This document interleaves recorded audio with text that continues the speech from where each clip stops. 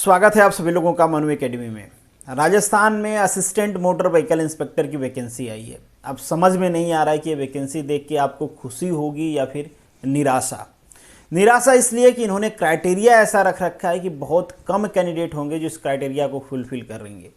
Exactly वही criteria है जो यूपीपीएससी मतलब Uttar Pradesh public service commission ने आरआई के लिए, रीजनल इंस्पेक्टर के लिए रखा था।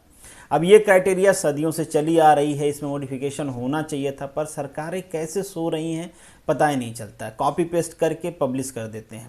पहले तो 2013 के बाद पूरे 8 साल बाद इसमें वैकेंसी आई है। हाँ, नंबर ऑफ वैकेंसी यहाँ पे ज़्यादा है, 197 वैकेंसी है, उसमें अलग अलग रिजर्वेशन है, वो बाद में डिटेल में हम देख लेंगे, बट टोटल वैकेंसी 197 है। बट स्टिल क्राइटेरिया ऐसी रख रखेंगे, अगर मैं सच में कहूँ, अगर धांधली नहीं हो और सबका सर्टिफिकेट वेरीफाई किया जाए तो जितनी वैकेंसी है उतने लोग क्राइटेरिया को फुलफिल नहीं कर पाएंगे। क्राइटेरिया क्या रखा गया है? अगर एजुकेशन क्वालिफिकेशन की बात करें तो डिप्लोमा रखा गया है, मैकेनिकल ऑटोमोबाइल से डिप्लोमा हो या उसकी इक्विवेलेंट हो, that's it. But education qualification के बाद जो क्राइटेरिया दिया गया है ये कितने कैंडिडेट्स के पास होगा? पहली चीज़ की ये, आपके पास एलएमबी लाइट मोटर व्हीकल, आपके पास HMV heavy motor vehicle. Heavy motor vehicle में जो पैसेंजर व्हीकल होती हैं वो, प्लस जो लोड की कैरी करती हैं व्हीकल, वो डीजल पेट्रोल डुअल फ्यूल, इन दोनों फ्यूल के लिए लाइट मोटर व्हीकल और हैवी मोटर व्हीकल का 1 ईयर के मेंटेनेंस का एक्सपीरियंस होना चाहिए आपके पास। मतलब दोनों व्हीकल्स का होना चाहिए, दोनों फ्यूल के व्हीकल का होना चाहिए, उसमें भी लाइट का भी होना चाहिए और हैवी का होना चाहिए। ऐसे वर्कशॉप ढूंढोगे तो इंडिया में मिलेंगे ही नहीं। मतलब आपको ऐसा होना चाहिए, कुछ दिन आपने एलएमबी पे काम किया, कुछ दिन आपने एचएमबी पे काम किया, कुछ दिन आपने पेट्रोल व्हीकल के एलएमबी पे काम किया, कुछ दिन पेट्रोल व्हीकल के एचएमबी पे किया, कुछ दिन डीजल व्हीकल के एलएमबी, डीजल व्हीकल के एचएमबी। मतलब आप एकदम टारगेट बना के रखे रहो कि 2013 के बाद वैकेंसी नहीं अब आने वाली है और मेरी भी एज फुलफिल हो गई है, मेरी बाकी क्वालिफिकेशन हो गई है, अब चलो घूम घूम के एक्सपीरियंस इकट्ठा करता हूँ। सेम क्राइटेरिया रखा था यूपीपीएससी आरआई ने। और यूपीपीएससी आरआई पे जो मेरा रिसर्च है, मैंने जितने लोगों से, जितने आरआई से बात किया है, वहाँ पे 90% आर्मी वाले लोग सेलेक्ट होते हैं।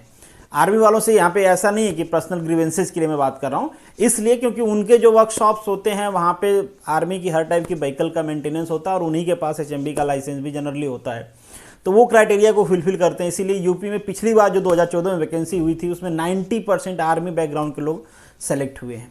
यहाँ पे कौन से सेलेक्ट होंगे मुझे नहीं पता, बट यहाँ पे सेम क्राइटेरिया रखा गया।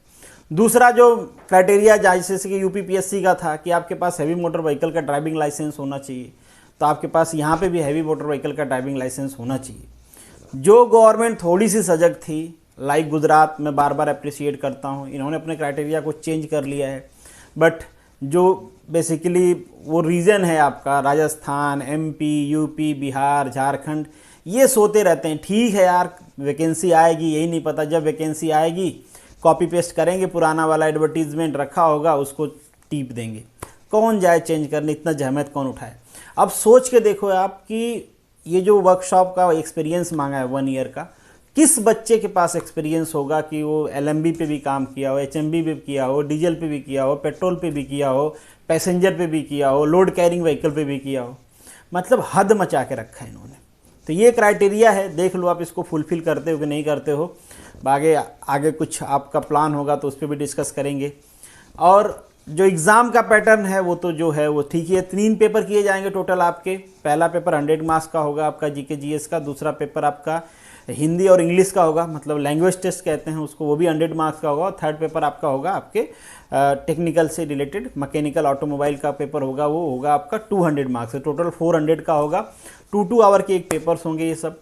तो पेपर पैटर्न तो ठीक है, बट जो बेसिक क्राइटेरिया रख रखा है ये क्राइटेरिया बहुत ही मतलब डिसअपॉइंटिंग है। एक क्वेश्चन और मैं आपको बताना चाहूँगा कि काफ़ी सारे दूसरे स्टेट्स के लोग होते हैं, वो कमेंट बॉक्स में लिखते हैं कि वो दूसरे स्टेट्स हैं तो क्या वो अप्लाई कर सकते हैं। तो हाँ, बिल्कुल आप अप्लाई कर सकते हो। दूसरे स्टेट्स के लोग किसी भी इंडिया के किसी भी स्टेट में अप्लाई कर सकते हैं, बस उनको रिजर्वेशन का फ़ायदा नहीं मिलता है। जस्ट रिमेंबर, आपको एक जनरल कैंडिडेट की तरह कंसीडर किया जाएगा, तो कोई भी अप्लाई कर सकता है, बस रिजर्वेशन उसको नहीं मिलेगा, चाहे आप किसी भी कैटेगरी से हो, कैसा भी बैकग्राउंड हो।